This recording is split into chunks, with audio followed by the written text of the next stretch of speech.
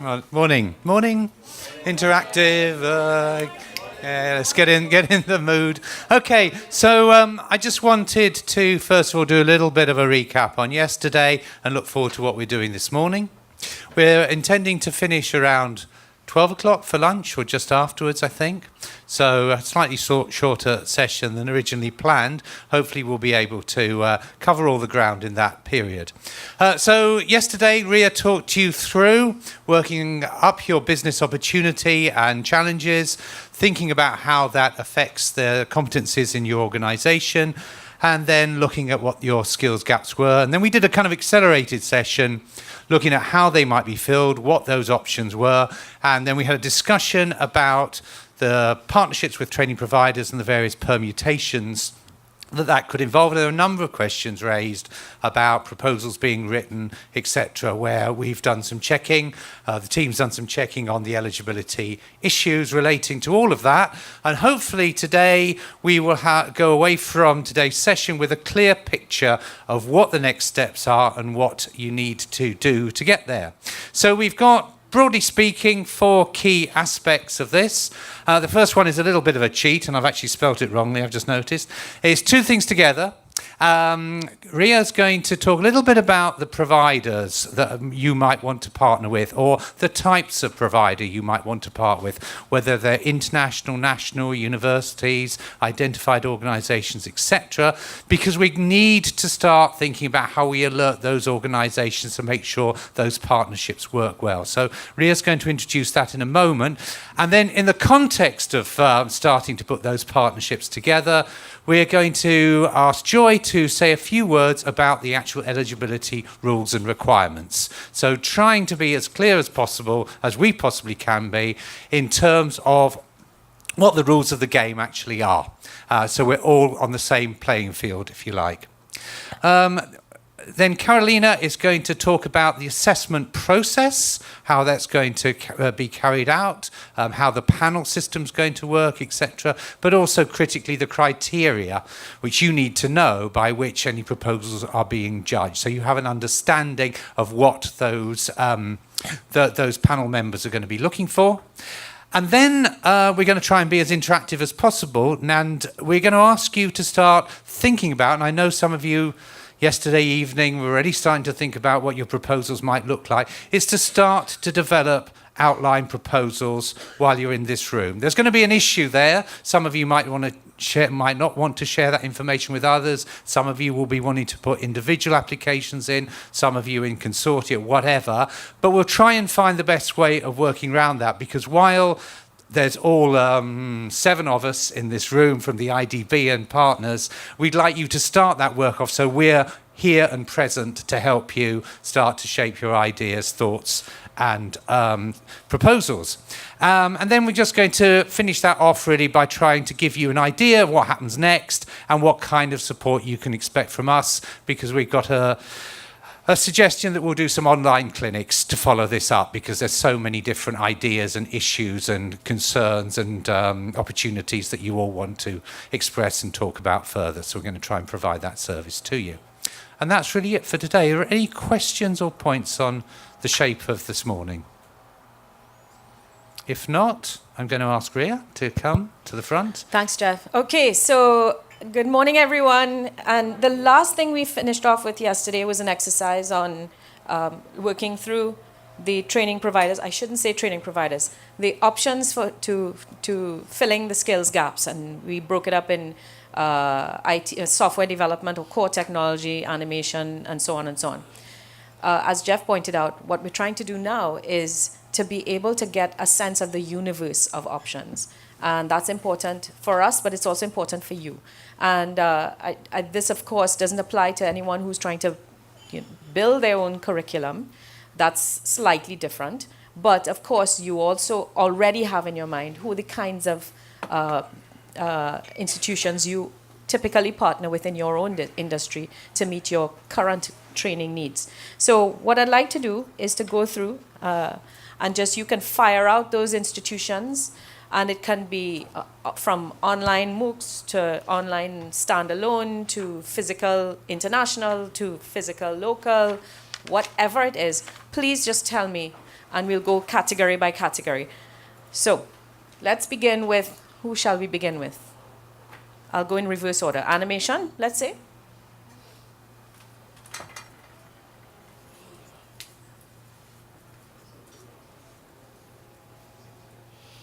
Let's go.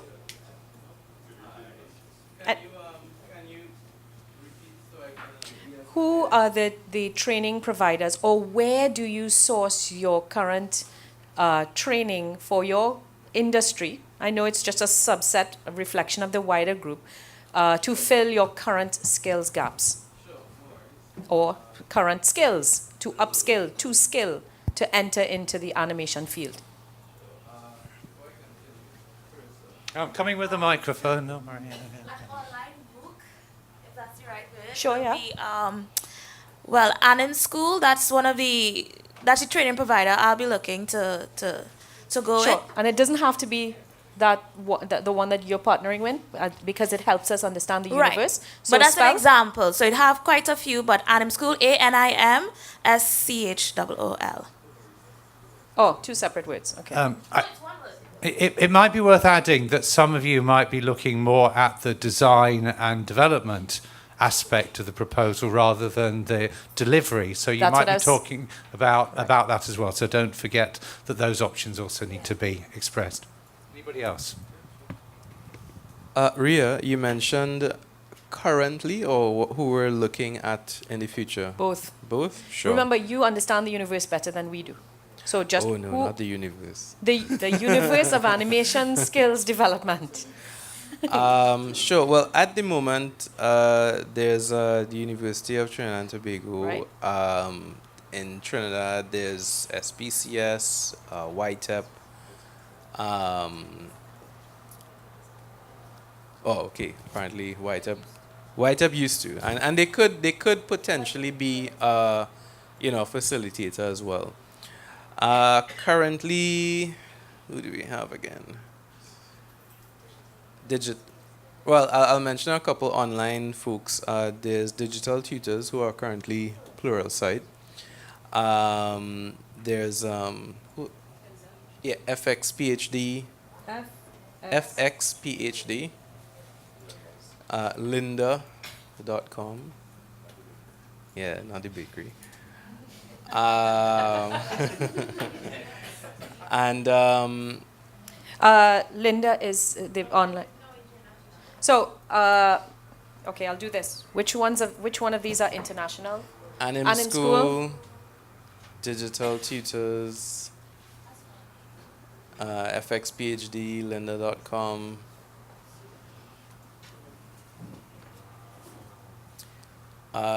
There's Gnomon, which is GNOMON. Yeah. GN. Yeah, GNOMON. Gnomon. Share it on online. International? Local? Yeah, international.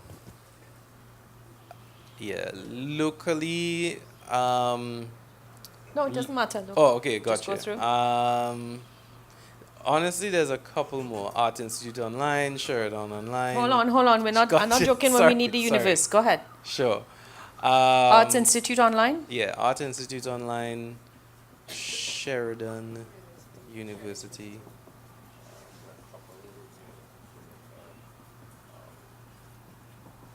Uh-huh. Yeah, if you just need a small sample, this is it. Good. I think Okay, I can go on. Somebody take a photograph of this so we can just... Thank you. Oh, yeah, thanks. There's no two. So that's a small sample. Perfect. Yeah. Would you say that this is the mainstream, not necessarily exceptions for specialized services, but this is what the majority of animation students would look to? Yeah, quite possibly. Yeah. I'd probably put on Animation Mentor. Yes. Yeah, they're a really good animation school. Teaches character animation. International? Also international, yes. Good. Can you take that picture one more time because we missed Okay. one? Are there any other animation providers that the animation community, as it were, wants to mention? No? Okay. All right, so we'll go on to to IT, but IT is a big thing. So if you want, we can split IT into maybe, you tell me, software development, IT infrastructure. You tell me, IT people. What are the biggest needs anyway that we're trying to? Programming? Hang on, where are you? Who wants to speak?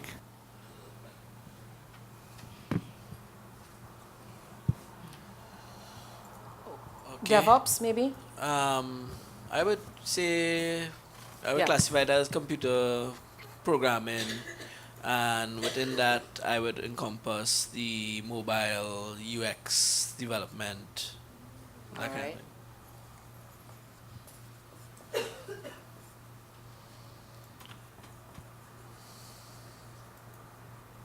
Right, go ahead.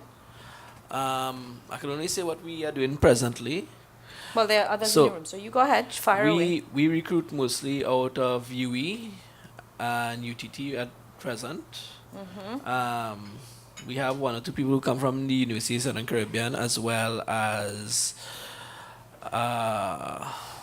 SBCS. And usually what we do is we also have some internal boot camps we run, because we sent one or two of our guys to, well, one of our guys, we sent him on last year to MIT to do some work with them.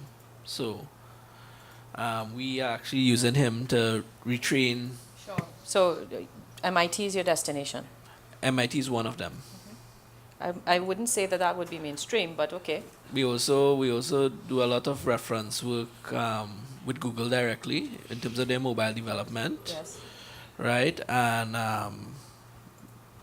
you have the usual workshops because we are a Microsoft partner and so on. So there's Microsoft. Uh-huh. As far as big data, well, that is where MIT came in mostly. We actually are pursuing looking at FIU, which is and NYU. NYU. Yeah. Huh? Right, as well as, well, you have your online, your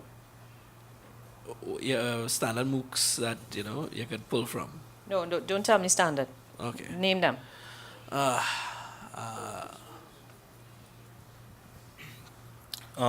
You have W3 schools Say that again. W3 schools for web development and so forth. You have CodePen for general research. Yeah, edX.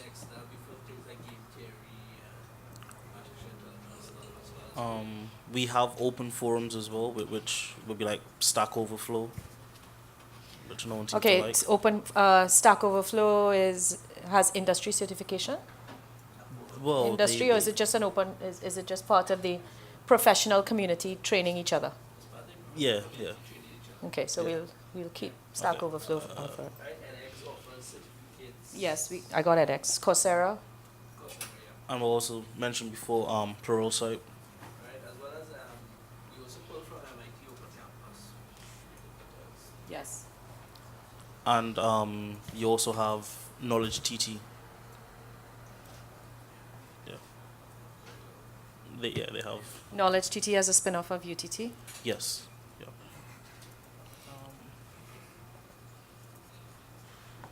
I think that's about. Anybody else on software, IT? Are we good with this universe? No, fair enough. Good? All right, can we take a picture of this one? Yeah. And then we could move on. And then let's move on to the next group. Who wants to be next? Oh, we had an e-commerce group. Oh, they're not here. All the e-commerce experts have disappeared. We had an internationalization group. Do we have representation from that group? Anybody from here? Yeah. No. Yes. I'm not sure where mine fits. So we are looking for anybody in this room who can help us take training material that was designed for face-to-face and convert it into online delivery. So digitization. But not only virtual that, adaptation of the content. Right, okay. For that delivery. Also, anybody who can help us with developing a curriculum in terms of competency-based as opposed to knowledge-based, both learning and assessment. So I've heard a few of those coming, at least 3 so far. So online curriculum development is really what he's talking about. Basically. Anybody in this room. But those aren't training providers, but it's... Well, we need, that's the capacity we need to build. Training provider. Oh, that's right. That's the capacity we need to build. There are in the US, I don't know. SBCS. Okay, hold on a second. Yes, well, we'll talk, yes. Hold on. Yes. Shoot. Yeah.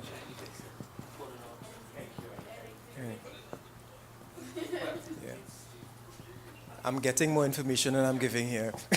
Okay. No. Anyone else? Yes. Anyone else? Spell? Coded. Arts. All right, sorry.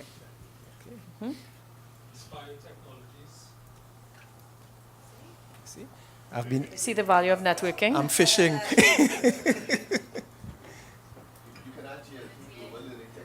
Say that again?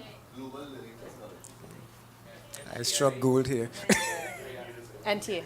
Yes, that's what I said yesterday. Everything I need is in this room. Huh? Online curriculum development. Yeah, Okay. online curriculum. Good. Can we take a picture of this? And let's move on to the next. What? Who wants to speak next? Yeah. Who's next?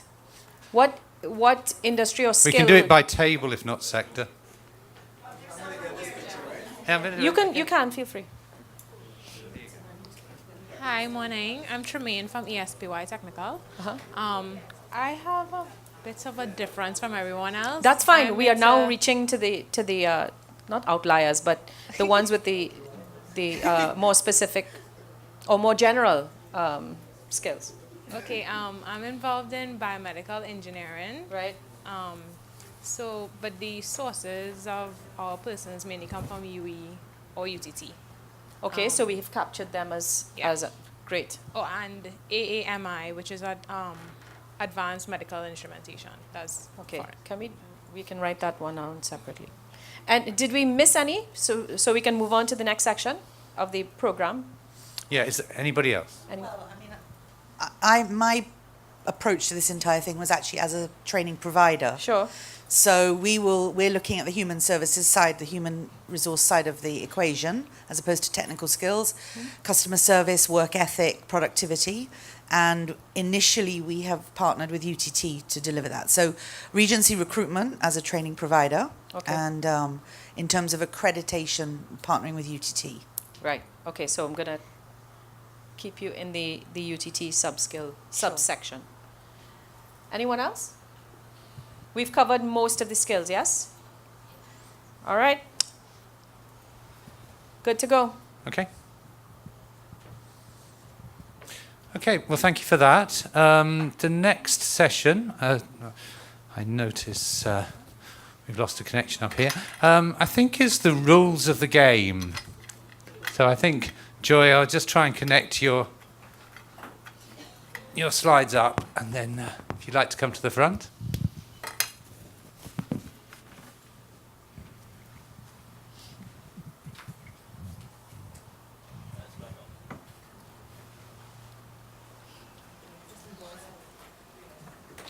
Give me a minute.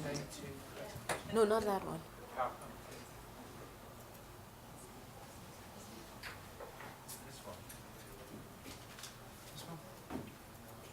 No, Kim is low. Joy, you can take it.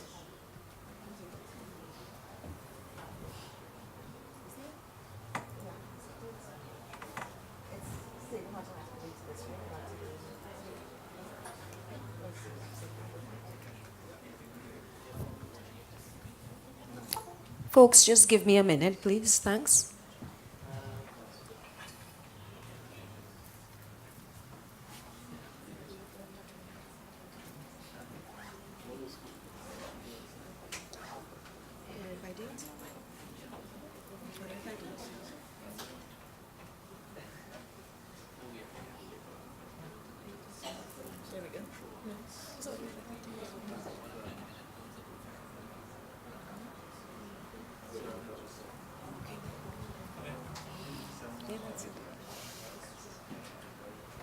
Okay, morning everyone. Well, if you haven't, met me yesterday, if you didn't meet me, I'm Joy Lange-Syriac. I am the project manager for Skills for Global Services, an IDP consultant. And this morning, I just want to take you through. We've had some rich discussion yesterday, taking us through the program as it relates to you defining your skills, understanding the environment, trying to map or understand what your skills needs or your skills gaps are. We're at the point where we can look specifically at essentially what this initiative is about. And essentially, businesses need to assess their skills need to partner with a training provider, maybe a university, a college, training institution, to design a skills development plan, prepare a proposal.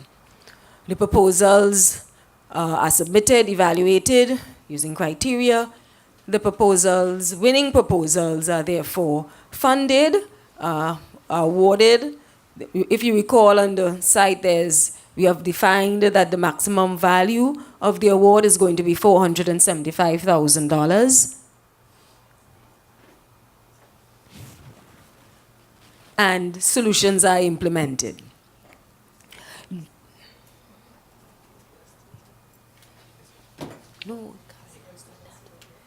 And solutions are implemented. Now, some key, pardon me. The award, are you going to be splitting amongst, let's say, 5 winning proposals, or is it only one person? No, it's multiple awards. Each of 475? Each at $475,000 to a maximum of $475,000. This does not mean that if you have a solution, remember you are to design a solution, and the solution, the maximum value of that solution is $475,000. This does not mean to say that it has to be at the ceiling. TT dollars. TT dollars, right? Because when we are looking at, you're trying to make a value proposition, and when you're trying to, you put in your proposal, you're going to be looking at how it's going to be assessed. You're going to be looking to see whether you have the capacity to implement, and whether, so it doesn't mean that I'm going to have to do something at 475. It's based on your need and based on the case, based on what you're putting together, right? What you're putting together to be funded. So, let's define some terms. Let's look at, we're asking firms, businesses of all sizes, entrepreneurs to get into a partnership. We're asking persons to form coalitions. You've been seeing, we've been using these terms, but we need to be clear on what is required. So a coalition, in this case, it's really it's an arrangement among yourselves, a coalition of maybe a firm or entrepreneur, because you've recognized that you have similar needs, or somehow in this room you've clicked. So in terms of this coalition, a coalition really is just an arrangement among yourselves, right, for the purpose of putting forward a design proposal. Not so? Sorry. Hi. Use the mic if you don't mind.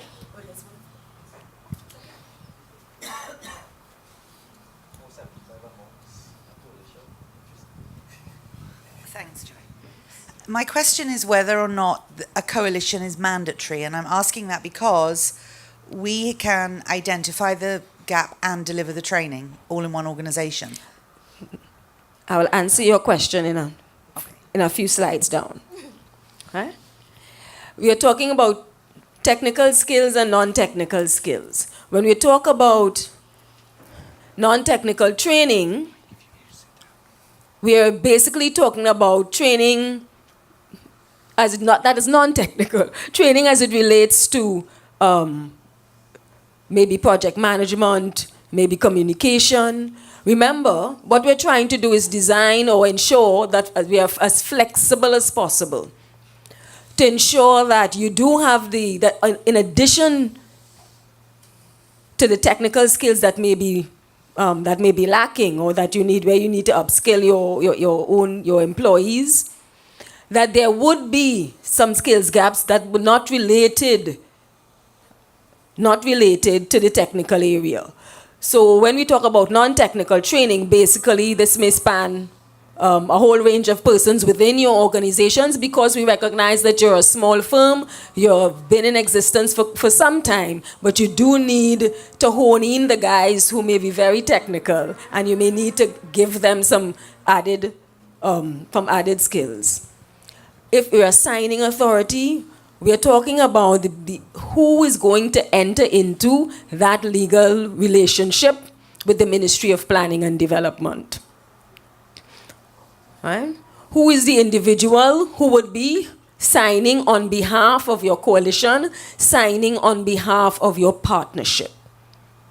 I'm talking of making a distinction between a coalition and a partnership, and that you will see the difference in a few slides. The skill solution. This is what you're going to be designing, right? Your skill solution is a plan.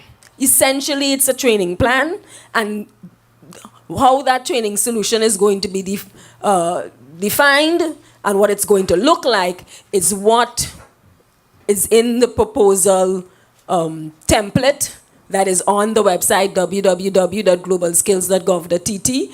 I would want to encourage you all to please go to the site. There are all of the annexes, all of the instruction documents are there, and you need to go and look, peruse, and get very comfortable and familiar with it. Everyone has gone to the site and seen these documents? By a show of hands, please. Lovely. Okay. So, I've just gone through just a few definitions, but let's get into the meat of the thing. Who can participate? Firms of all sizes. If you're in the service sector, we've made a distinction between firms that have IT core businesses, IT-enabled services, or IT-enabled services. So, if you were wishing to export, because you're at the point where you need, remember, our aim is diversification. And we are looking for firms that are hungry. We are looking for firms that are innovative. We are looking for local firms or firms which may be international, maybe a subsidiary of an international company, but essentially you must be a firm that is registered and legally able to operate in Trinidad and Tobago. You're registered to operate in Trinidad and Tobago, right?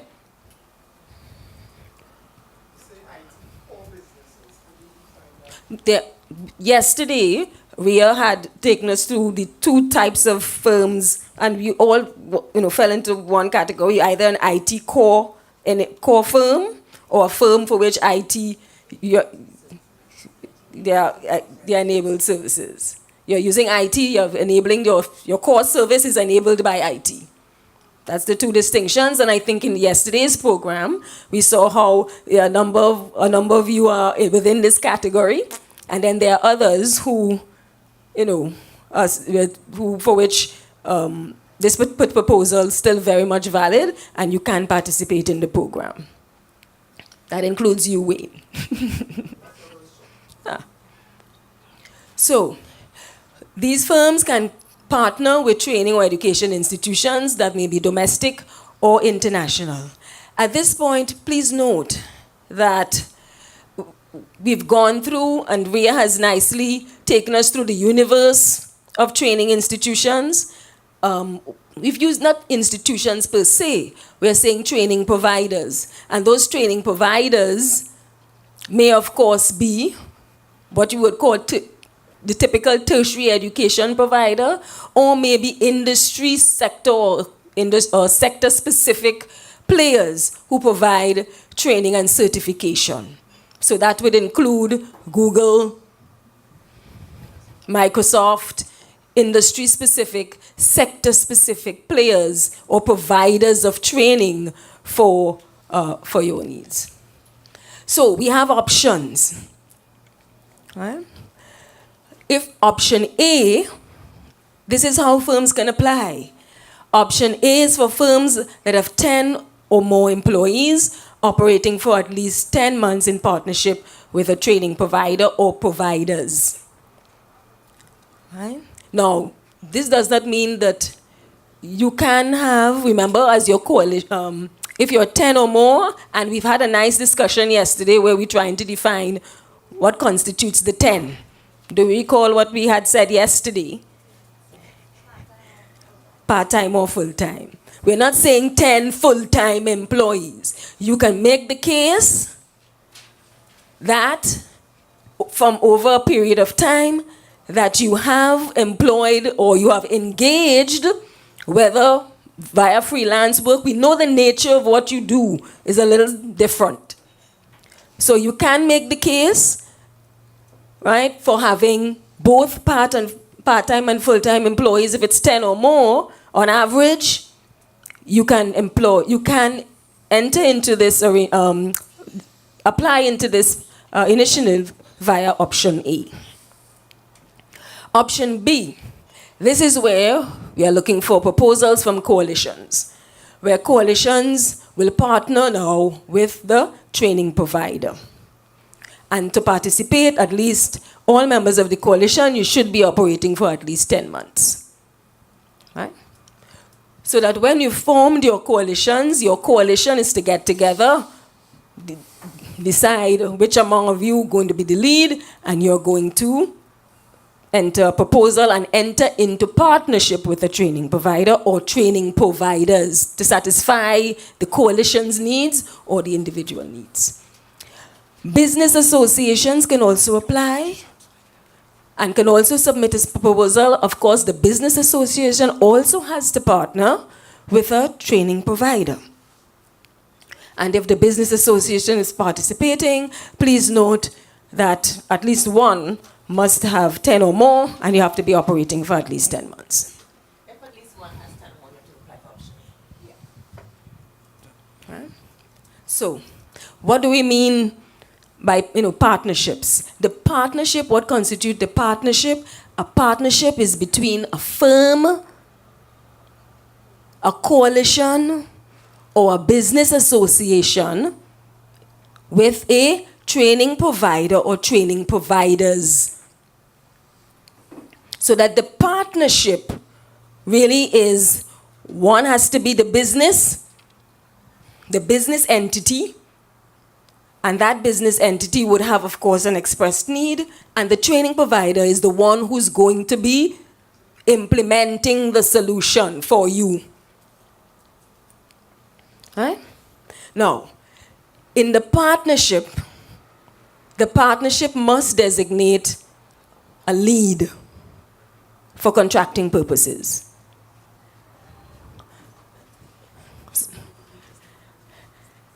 And in this case, depending on how you structure your partnership, the lead in this case may not necessarily need to be the business. But you have to define, from the purpose of your partnership, who is the lead. So that I want you to be clear here.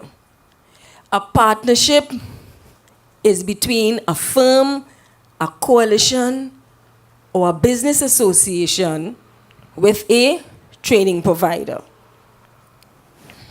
Now, yesterday, we had a little discourse because people are asking, can we submit multiple proposals, right? That came up.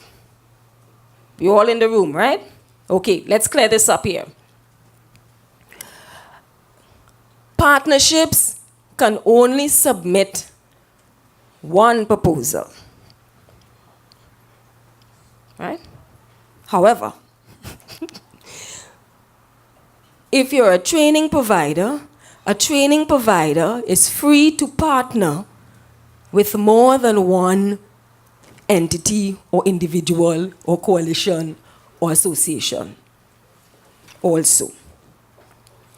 But the partnership, if you have a partnership between one entity and a training provider, that partnership, right?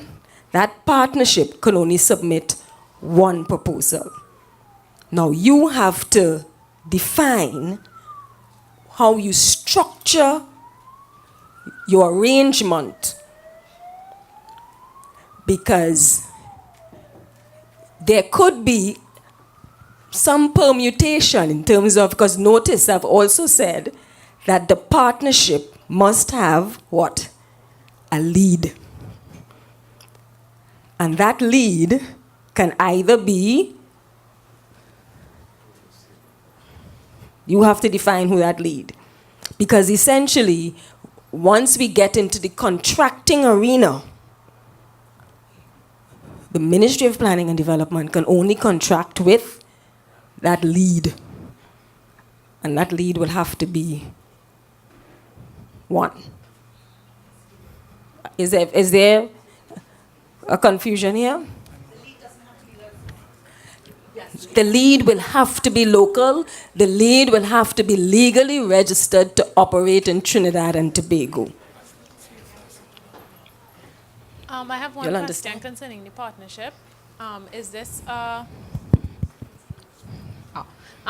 in cases where your training partner is a foreign company, is this a document where they'll have to sign off saying they are taking part in this? Or if they already have a curriculum existing where your persons would be trained, that's significant information if you give up a like a curriculum that already exists.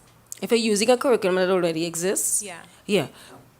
when you're putting in your proposal, when you're doing your, and I will deal with this when we get to the part of proposal submission. So there are some details there that you would need to know. But you, both yourself and your partner, the partnership has to sign, has to have this, has to sign when you're submitting your proposals.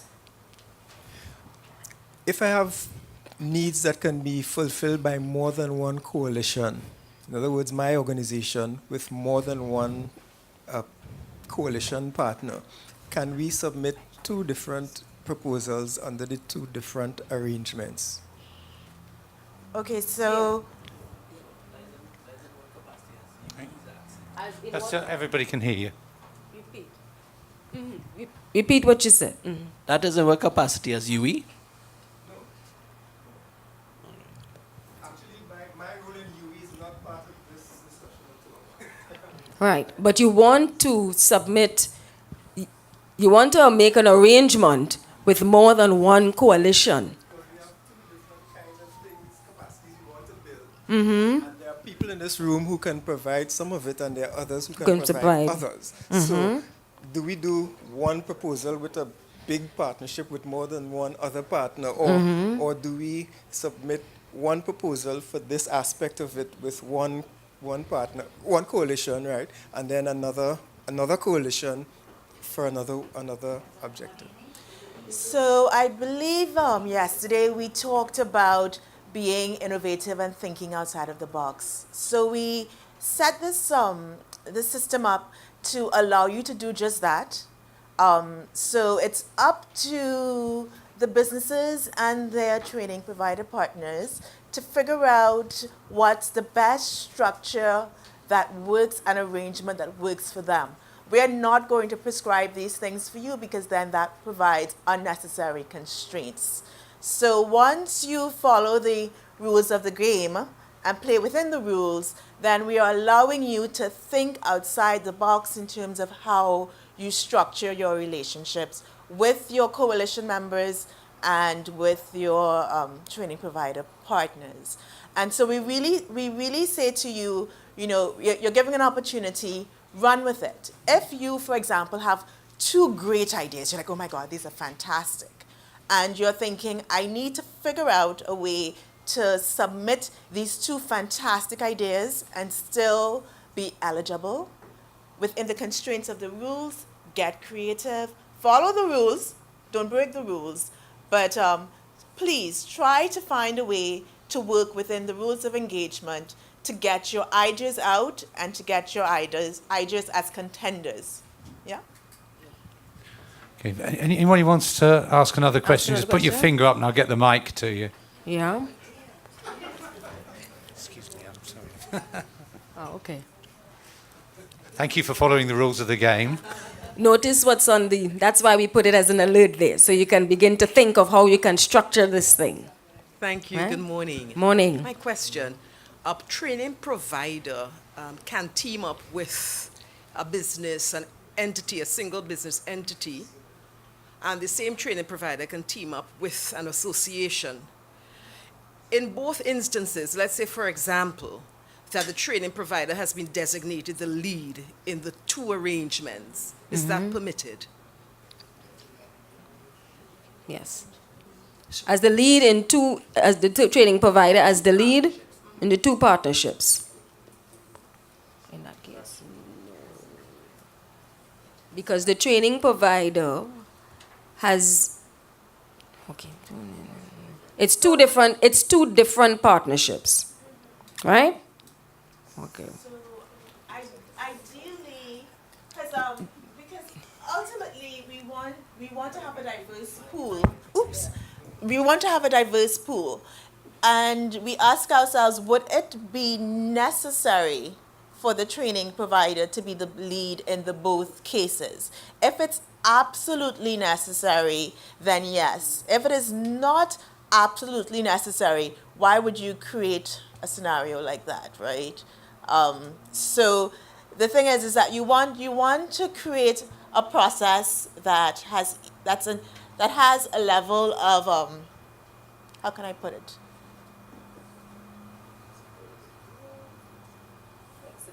Flexibility. We want a level of flexibility, but you won't want to hamstring yourselves. So as partners, as businesses, really try to figure out how you can put forward proposals that give you the best chances of success. Yeah? Does that answer your question?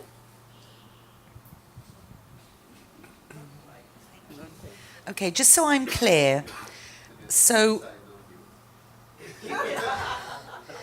if I am the company that has identified the skills gap, and I am the company that can provide the training to fill that skills gap, but my partner, which in this case, as I mentioned, we're hoping is UTT, has the delivery mechanism, is that an acceptable format? Well, then you have. Oh, sorry. You have your partner, your training provider partner will then be UTT, and you would. You're delivering so you said your delivery mechanism is Right. UTT? So we've identified a skills gap, we have a solution, and we would like UTT to deliver it. Okay. But we will be facilitating the training through the UTT network. So I've identified the gap and I have the solution, and I'd like to partner with UTT for the delivery of my solution.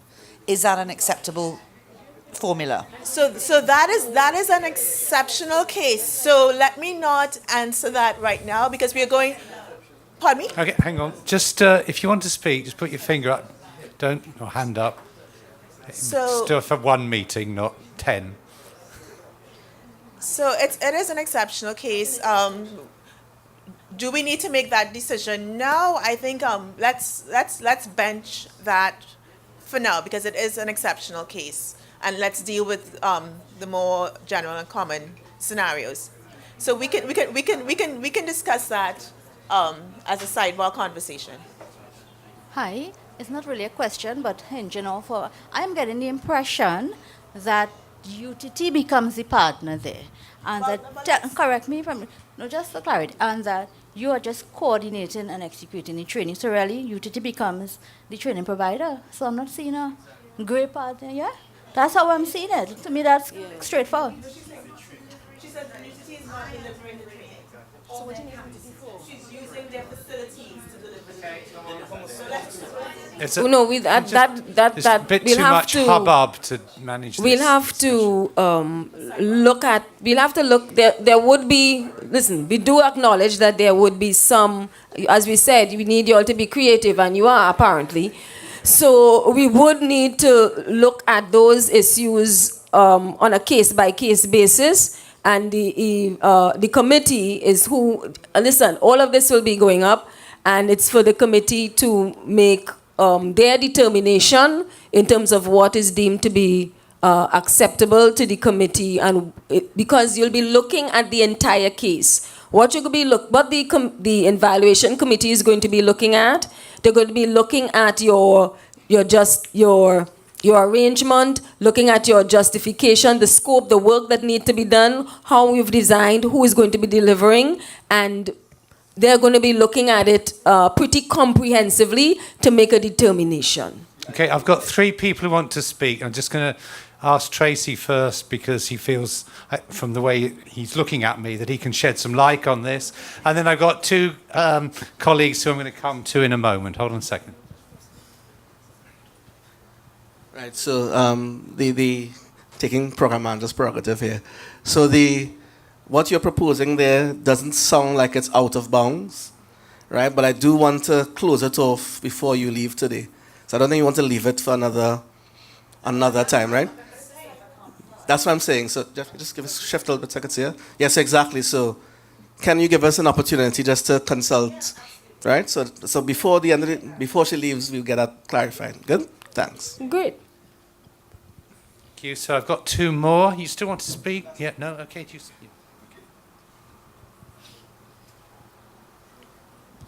Yes, I think the terms of engagement are pretty clear. You indicated that the training provider must have some sort of accreditation. If I'm going to present myself as a training provider, so for example, School of Business can be a training provider, Yes. but they don't, their IT courses under their own, they do programs from all over.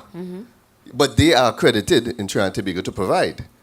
So the issue isn't so much who's certifying the Who's training in that certified, sense, yeah. but who is accredited to provide To training provide the according training. to your rules of engagement. Yes. Yes, Because that's other than that, then anybody can then offer training. and say that I'm their training provider. There are So conditions, I think your yes. rules of engagement are clear. Yeah. Yeah, that's clear. So, yeah. No, well, we could move on, right? Anybody else? Did you want to? I've got a couple of questions. So I've essentially outsourced the entire development to a Canadian company, right? So I've got 2 questions. Whilst we have a permanent 9 guys overseas, right? Over the course of the year and a half or whatever it is, we've hired about 25 people on this project. Yeah. Right? Okay, but the idea is really that the development company in Canada would be training the guys down here. So is that an issue? The development company will be using what? Well, what you So have to we would decide. so we'd have to partner with a UTT or you know, in terms of getting the curriculum. But is that There are different. Yeah. You can, yes, that could be done.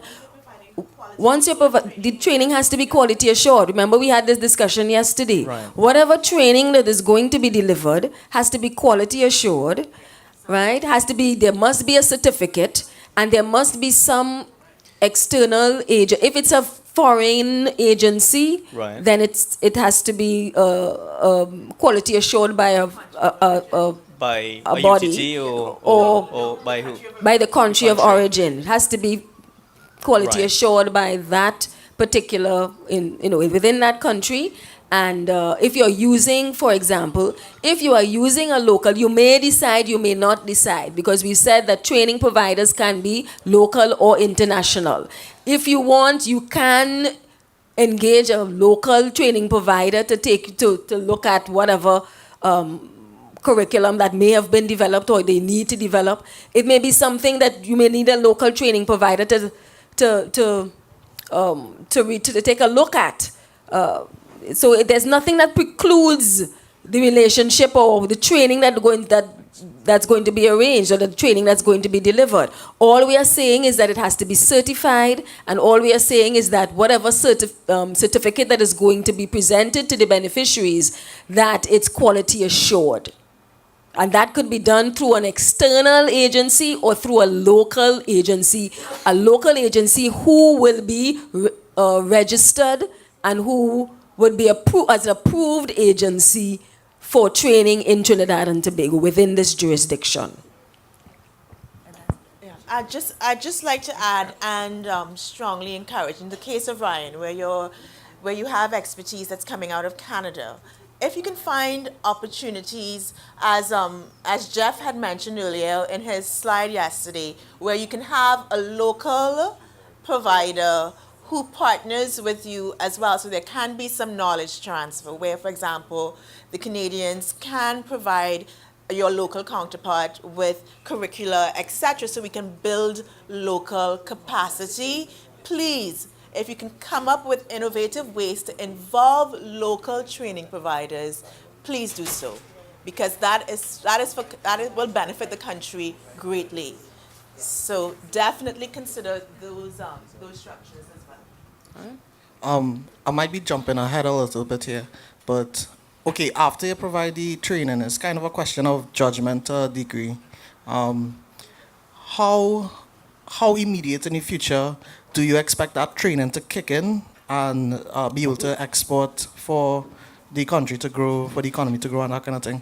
So I'm asking in a sense, would that help us decide the type of training? So is it something like, say, the next 3 years, we give them the type of training so you grow that industry in the next 3 years, or something more long-term where, let's say, 10 years? Well, the training has to be within the training solution. If you have a winning proposal, your proposal is awarded, your training must be implemented within an 18-month period. No, so that in terms of how you make your case for, so the evaluation committee is going to look at whether your proposal is something that is sustainable, whether it's something that has spillover effect into the wider sector in terms of what its impact is going to be. So those are issues and questions that will be determined objectively to help with respect to determining the award. Okay. Huh? I think you're also asking, in terms of our evaluation, how are we going to evaluate? And Carolina will deal with that a little later on. After I speak, Carolina will go into some detail, and I know that there's going to be a great number of questions in that regard. But we're dealing right now with in terms of the proposal and some of the things that you need to look out for, right? That you need to look out for as you begin to put your ideas and all of the things that you're thinking into paper. Because it's all well and good that you have all these wonderful ideas, but now you have to concretize all of these ideas and be able to express it in a way that it can be evaluated objectively, and that we can see and you can show the merit of what it is that you want to do. So remember, you need to build your cases. You need to show your value proposition. You need to show that you intend to build and to fill your skills gaps and fill your needs. So let's. Hi. Sorry. Before you go ahead, now this may possibly be addressed at a further time, but just putting it out there. My goal here is to ask as many questions as I can. Yeah, indeed. So, in terms of value and skills training. And just by show of hands, outside of the animation, how many people know who Waiter Digital is? Right, got you. So no one on the team really knows who Waiter is, right? Waiter. Pardon? What's the correct name, sir? Waiter Digital, or Waiter, as some people may choose to pronounce it. So, assuming I decide that sending a team to Waiter Digital is the best value. Now they are international. Well, they're a company in Australia who has done work on Avatar, Lord of the Rings, and a couple. But before then, maybe you guys may not have been familiar with it. So one, let's say for instance, that's the best option for us or something like that. But they are not a training institution. Right. However, they are literally the best company in the world Okay. to send somebody to. How can I make a case for that within the confines? Or will you guys be like, well, it's a small thing, they're the best in the world, but they don't fit into the category, so, forget that. Did we not? We said that training couldn't be industry specific, not so? And we said that there are different, you can enter into arrangements if it's industry specific. I mean, and it's worldwide, widely recognized. You can make the case for your training, for your training provider. That's why we said it's a provider. That's why when we say the training, it's not an institution, it's a provider. So that we can make the case, the same way you make the case for Google, or you make the case for Microsoft, something that it's widely recognized. This is something that you can make the case. All you have to do is make the case. Max, have you had a chance to look at the documents on the website? Persons have said they've been on the website. Has anyone done a scan of the documents that are available on the website? Yes. If you look at the proposal template, which is on the website, you'll see that you actually have a section there where you can justify your choice of a training provider. Yes, because this initiative is here to support, as they said, the employers, the businesses who are driving the skills agenda. So we are not going to get in your way, and we've hoped to create a process that doesn't get in your way. So when you look at the proposal template, you will notice that you have ample opportunity to make a sound case for any training provider that you see fit. Remember, this is a competitive process, so the better your case, the greater your chances of success. But industry certified. But I would assume that if they're the best in the world and they're offering training, that they would be industry certified, right? So you'll have to investigate, and then you'd have to consider some alternatives. If they don't fit in with the rules, then you'll have to consider some alternatives. Okay, just can I just reinforce the point, just one person at a time, because you're all talking amongst yourselves, and it's going to be difficult to manage the conversation. Okay, so Weta Digital, and that is how Peter Jackson pronounces it, by the way. When I visited New Zealand and I visited their offices in 2010, right, they do have workshops, right?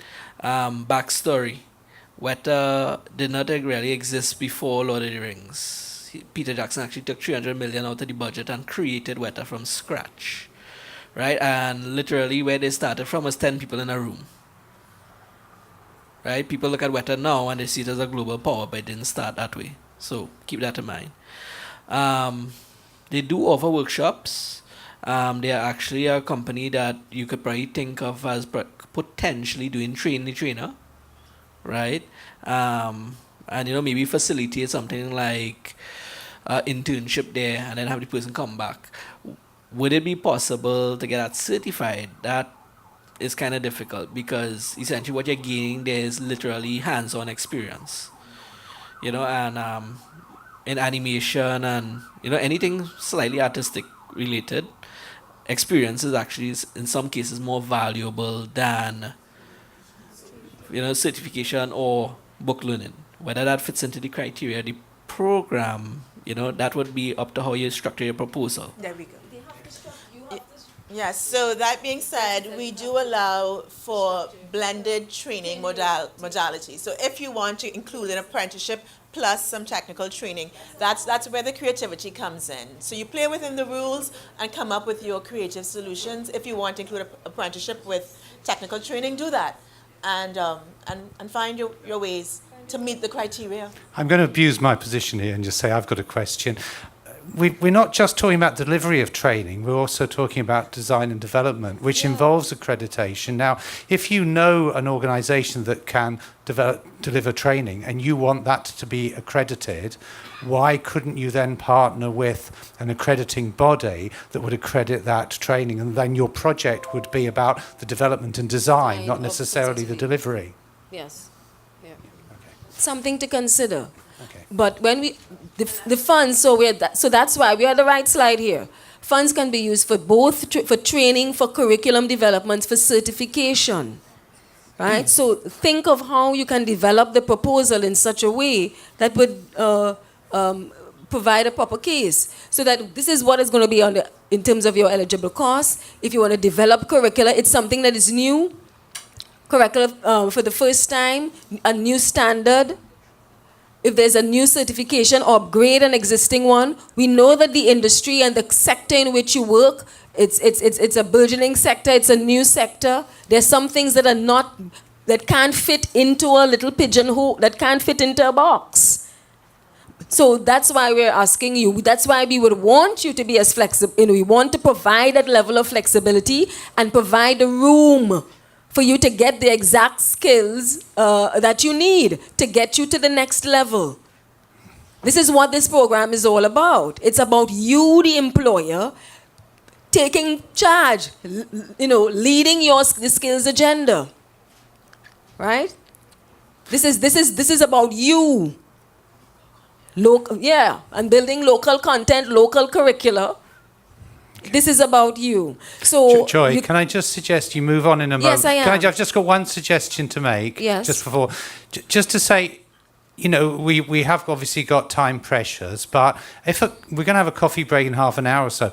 I would suggest if anybody feels they've still got outstanding questions after this particular session, see that whiteboard there? You just write your question on there, and then we'll try to ensure it's answered by the end of the morning, insofar as we can. Yeah. That's just my suggestion, because otherwise we might go round in circles, and it might be a way of trying to. Yeah. And if we can't organise the answer today, as colleagues suggest, we'll do an email response. Yeah.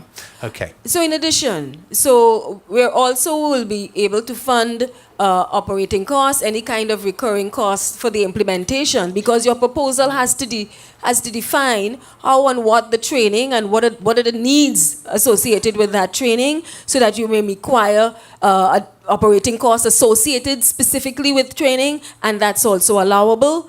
What's also allowable is acquisition of goods, but note that if you're going to be including equipment, that should not exceed 30% of the total cost of your proposal. It's not meant, this is not a proposal where we're buying stuff for you.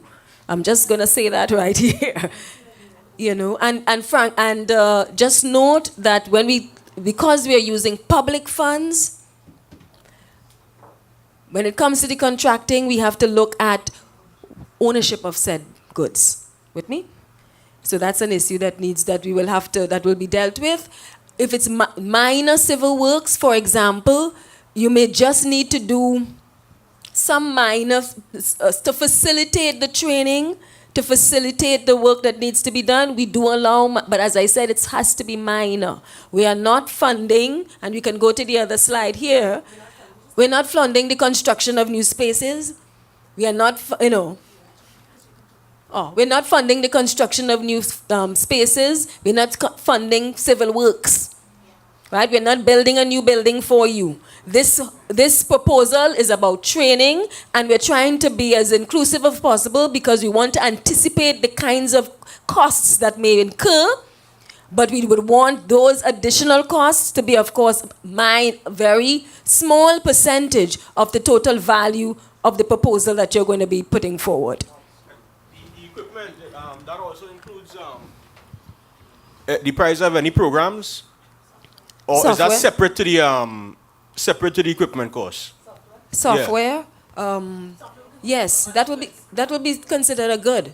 The software will be considered a good. Right, so so both software and hardware have to fall on the equipment? Yes. All right. Right? Did you want to speak? Sorry. Hang on. Hold on. If you want to speak, put your hand up, Okay. please. So, what's not eligible, including, as I said, civil works, we're not doing excavation, we're not constructing a new space, and any costs associated with your proposal preparation and submission, those costs, of course, are not eligible. If you need to bring someone down here to talk, if you, for example, may need to fly in somebody to help you with your proposal, or you need to go elsewhere to work with an external training provider, those costs are not covered. Those are the costs that you have to incur for the preparation of your proposal. You with me? Right? So just know that that's non-eligible. Okay, we've got a question.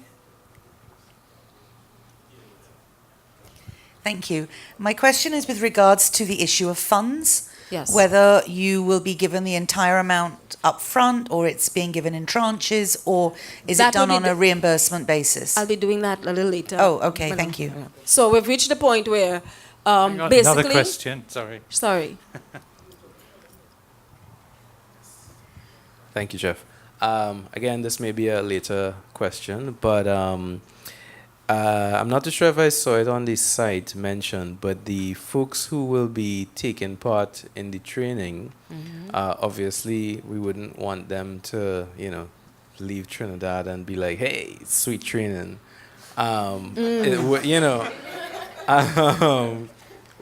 Is there something in place for the people who will be benefiting from the training that says, you're As I said, we'll be looking at sustainability. We'll be looking at whether the skills that are going to be the beneficiaries, and whether those skills are going to reside. Yes, it will be very nice if the skills that the skills that are the new skills, that those continue to be useful within the industry and within the sector.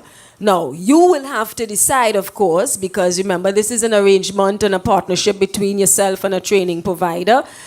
You will have to show what arrangements you're going to be put in place to ensure that there's that spillover effect. Right? That to ensure that those skills continue to reside here, that's your arrangement with your beneficiary and with your training provider. Remember, Max, You would owning, you're the, owning this, right? so you can put those if you don't put those mechanisms in place, and there are a lot of questions to be raised, it's all of these arrangements are what needs to be. You need to make those arrangements and ensure that your proposal is very solid and comprehensive and has taken note of all of the risks, because you have to look at the risks associated with your proposal and the delivery of training within your environment. Huh?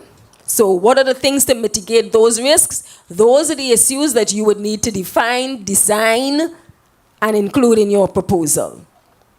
So I'm going to deal now with the schedule, particularly looking at the support that is going to be given within the next couple of weeks, the issues as it relates to the submission and award, and the issues as it relates to implementation. So, at this point, we're at the point of the clinics. You've crossed the first hurdle in terms of we're looking at you've sent in your letters of interest. Please note, folks, that you can still send in letters of interest.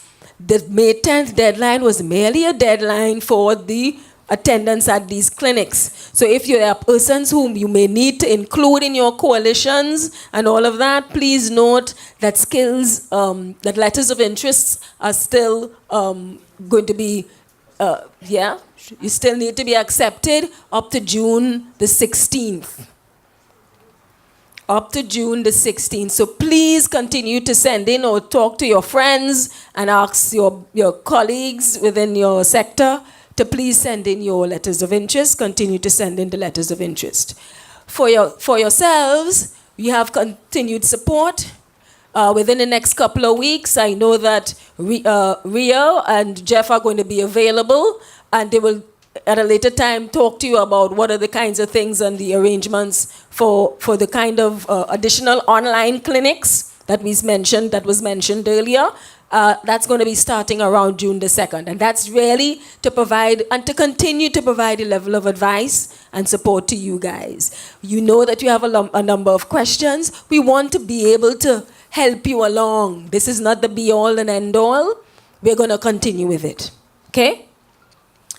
Submission and award. The deadline for submission is June the 23rd. You have to submit your proposal using the proposal template. The proposal template is on the website. That's the document that you need. And the template, of course, would say what are the critical areas that need to be put into your proposal. This does not mean that if you want to add any other sections or you need to, you need to provide your proposal in a way and a manner that it can be objectively assessed. It's a question. Thank you. The submission, is it going to be online or do we have to schlep down to Chaguanas again? At this point, we are working through some details, but at this point, you will have to submit via hand deliver your submissions at 25 Ramsaran Street in Chaguanas. And we do know it's 2017. We also know that we are within the bounds. We are working at. Yeah, it could be the submission requirements. It's in the document. It's in the instruction document, and the instruction document indicates that it must be original and copy, and you can submit one electronic copy. In addition, yes. In addition.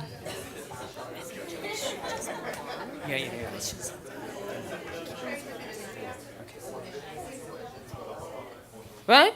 And also note, yeah. So with your submission, any other questions? Pardon? Joy, I suggest people just, if they've got questions, just wait till the end and then we'll just have some questions at the end because it's kind of disrupting the flow a bit. The flow a bit, yeah, okay. So I know you have a lot of, let me continue with the thing. So, go back to the other side, okay? Right. So, the deadline for submission is June the 23rd. We are working towards having all, and we know that you all are very enthusiastic, and it seems that we're going to get a lot of proposals. So as we're going to get a lot of proposals, we are looking at at least 1 month period by which we expect to have an announcement of the award within the month of July. And from then, we're going to have to implement your solution within that 18-month time period. Now, with the award, what you need to do is make sure that your proposal, because remember, this is something that is going to be contractual between the Ministry of Planning and Development and the partnership. And the proposal, of course, must have a 90-day validity period. And what we have to do is ensure, of course, that if you are contracting with the Ministry of Planning and Development, that you do show that you are a bona fide company. You show all the company registrations and the like, and all of the necessary documents that are going to be included with your submission, with your proposal document. Go back.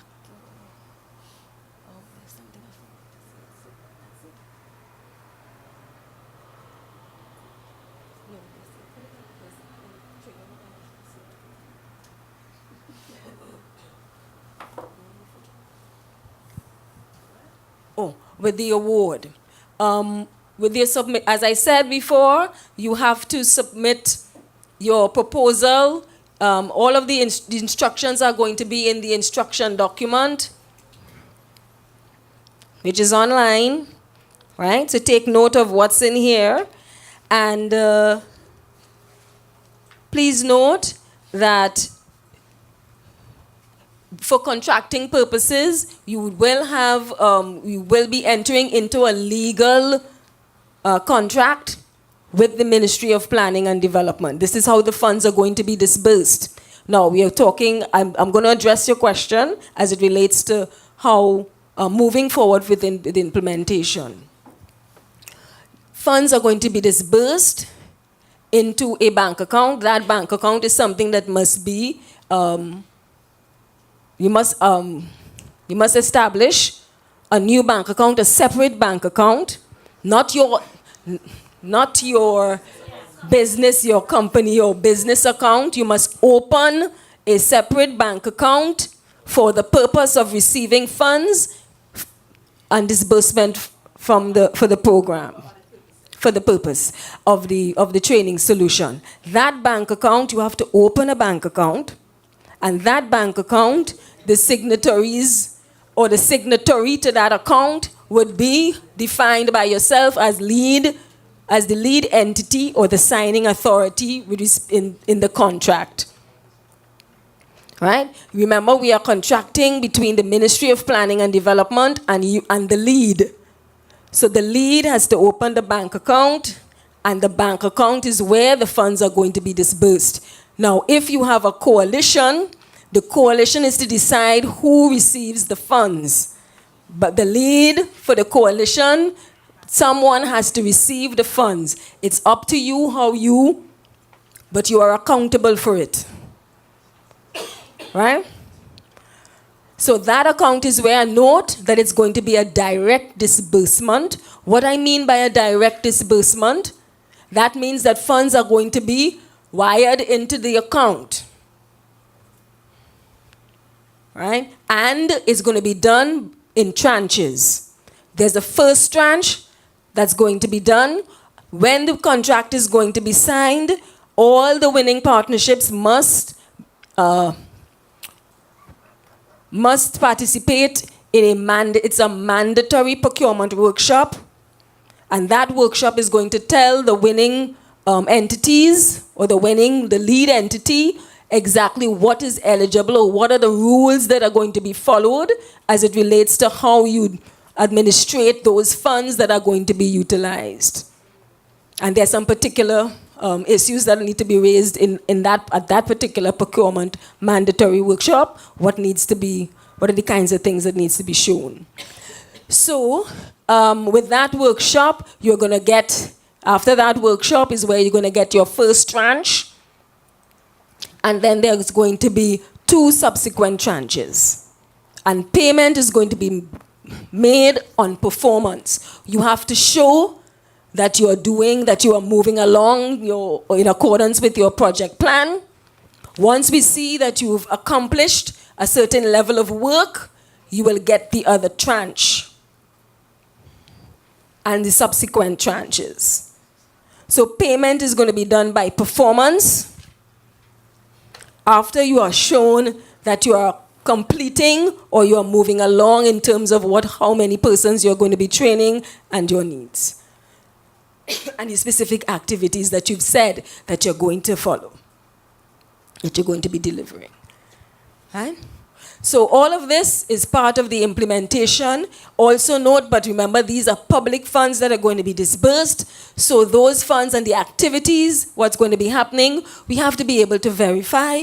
And so the ministry and the team at GSPP will be very much following up on what's happening and getting feedback in terms of how your training solution, how you're going in terms of implementation. Now, there may be 1 or 2 issues as it relates to the coalition and the partnerships. Now, just to make one note, and that is the arrangements with the coalitions. You have to define, with respect to the business association or the coalitions, you have to define how you are going to be handling those funds, it's going to be the lead, of course, but in terms of all those sorts of arrangements it's something that you will have to deal with. The IDB, the Ministry of Planning and Development, all we want to know is where to dump them. I don't want to use the word. I said it. Where to put the money. Right? So we are, and I've said it in a forum before, if you all fall out, we hope nobody here falls out. We are all nice people here, right? We all know that we are serious about development and skills development in Trinidad and Tobago. So we know that there may be 1 or 2 issues, but this is a project that has worked in Barbados, in a different sector, and frankly, they've told us they've had no issues as it relates to you, the partners, the coalitions, no issues. But this is Trinidad and Tobago, but no issues. So we're going to say no issues. Put that on your table, write it in your books. No issues. Not so? Agreed. Because this is development. This is for you. So you have to have a vested interest in ensuring that you pick the right partner. Right? We are the priest here. We're the priest. Make your marriage. Right? Make your marriage. Find the right person for you. Click together. Right? Click. Make sure there's magic and a spark. This is a business arrangement. Good. Match.com. So, this is really, we're being jovial here. But this is really in your vested interest. This is why we started from the beginning of the story. Skills for global services. What's the other word? What's the words that come after that? Employers owning the skills agenda. And this is what it means. This is what it means. We have to put the work. This is public funds that's going to be used, and I would want to encourage you all to let's make the effort. Let's see this thing work now. Let's just see that this could work. Right? But this is something new. This is why it may sound as if we're a little scratchy, but really it's because we are doing this for the first time. And we are so very heartened by the level of interest that we have. We can go to the Ministry of Planning and Development and say, hey, this is cycle 1. We're going to be pushing for what? Why not? Why not? There's demand in this room. We are a whole bunch of creative people in here. So let's work with us and let's get this thing going. Right? Okay, there ends my presentation.